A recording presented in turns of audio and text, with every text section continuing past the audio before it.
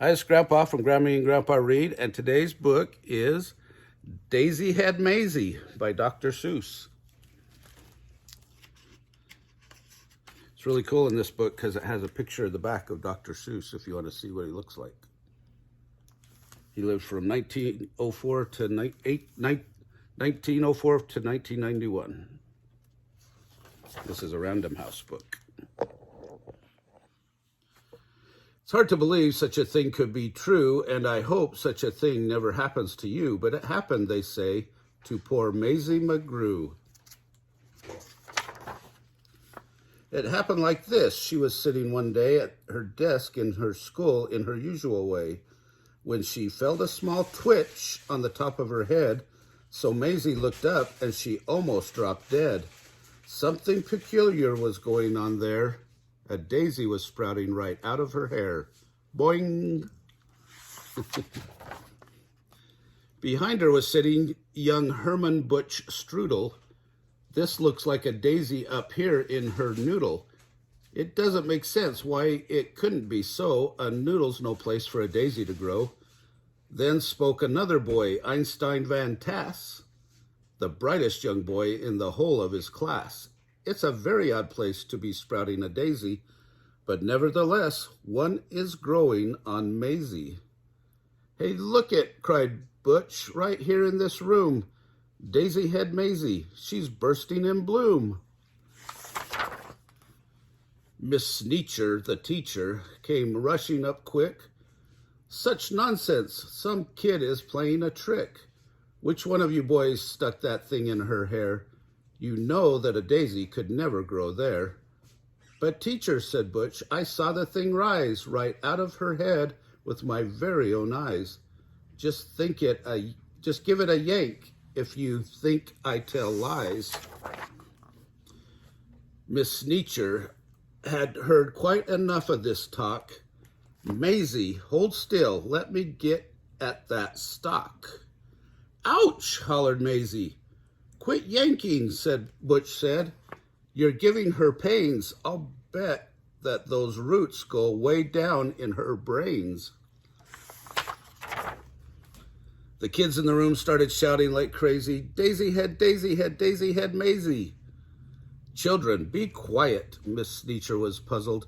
Good grief and alas, to think that this happened right here in my class. I've taught in this room 20 years, maybe more, but I've never seen anything like this before. I'll have to report it. You'll have to come to the principal's office and show Mr. Grum. Now the principal, good Mr. Gregory Grum, was a very wise man, just as smart as they come. He knew more than anyone else in this nation about long division and multiplication. He knew all the answers, why oceans are deep, why skies are so high, and why mountains are steep. He should have the answer to this thing on Mayzie. My word, he declared, it's a genuine daisy. But never before on the head of a child. Now what in the world ever made this thing sprout? I have no idea, but I'm going to find out. It says daisies grow on the land. They grow between rocks. They grow also in sand.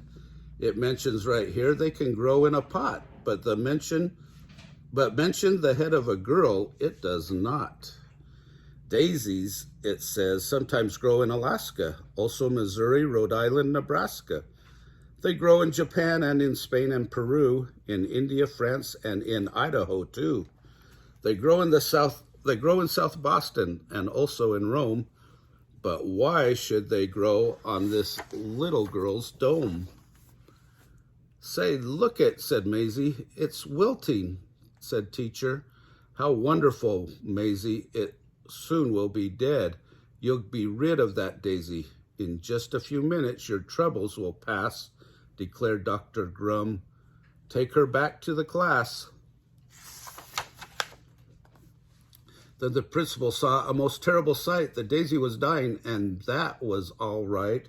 But the daisy was part of poor Mayzie McGrew, and Mayzie was starting to wilt away too. Teacher, said Grum, now you know what I think? They're both going to die. Hurry, bring them a drink. This is a problem, said Grum with a frown. You take Mayzie away and you make her lie down. You lock her up tight in that room down the hall.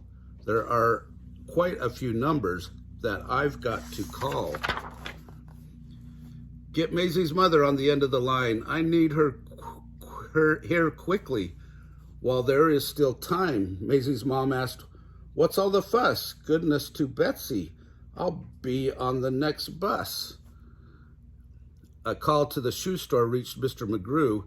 He answered while holding a customer's shoe. She is growing a what? I'm coming right there. And he ran out of the shoe store with no time to spare.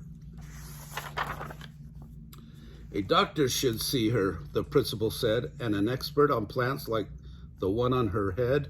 So he called Dr. Eisenbart, who said, goodness gracious, a child with a head that is partly herbaceous? I simply must see this. I'll come over to you. And his patient, though shirtless, came to see it too. Finch the florist. Then Grum called Finch the florist, who grabbed for his shears. I'll be there as fast as my truck can shift gears. Meanwhile, poor Mayzie lay down on a couch. The daisy slumped down on its stem in a slouch.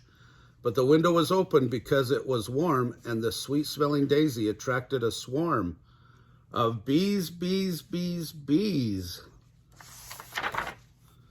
Mayzie jumped out of the window. What else could she do? But the faster she ran, the faster they flew. In the park, she ran into Officer Thatcher. The bees on her heels were just starting to catch her. He said, wait a minute, kid. I'll be right back. And left Mayzie alone to fend off the attack. But Thatcher returned with a fishbowl and bucket, into which went the fish from the bowl. Then he stuck it on top of her head. She felt like a fool. Kid, I am taking you back to your school.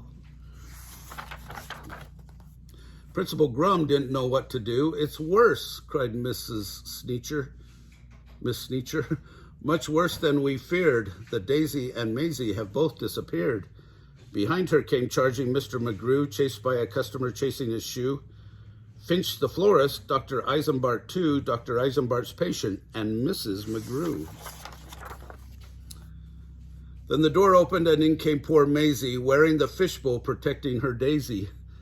Then Officer Thatcher looked all around, said, anyone here know this kid that I found?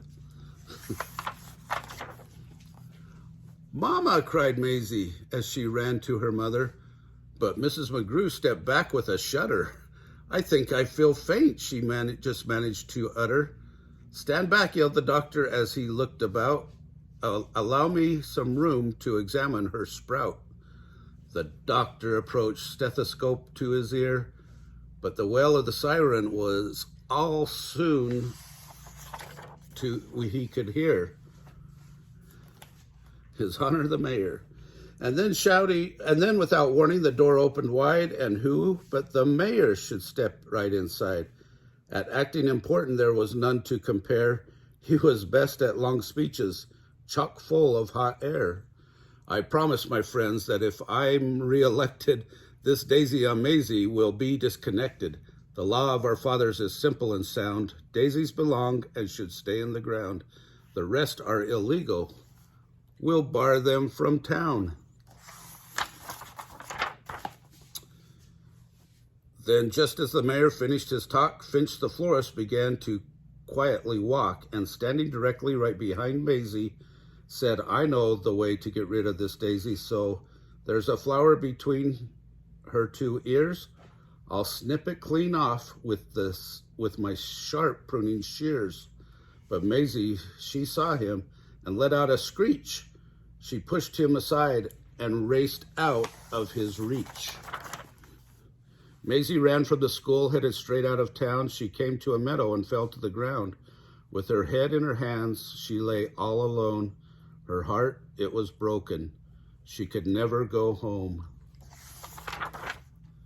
Nobody loves me, nobody loves me, nobody loves me, she cried. Nobody loved her, poor Mayzie McGrew? It's hard to believe such a thing could be true. And maybe that's why then this daisy above, when Mayzie below began talking of love. Well, you know about daisies. When love is in doubt, the job of a daisy is try and find out. They love her not. They love her not. Don't worry, Mayzie, said her daisy. It's as its last petal fell. They love you. Then the stalk disappeared.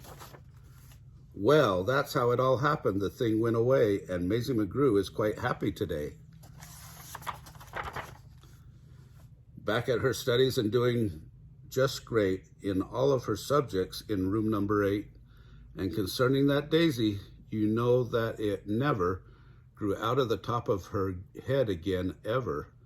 Well, it practically never popped up there again, excepting occasionally just now and then. And after all, I'm getting used to it. Okay, that was a funny ending. Not what I expected. Remember to like this video, subscribe to our channel, and watch the Dr. Seuss playlist.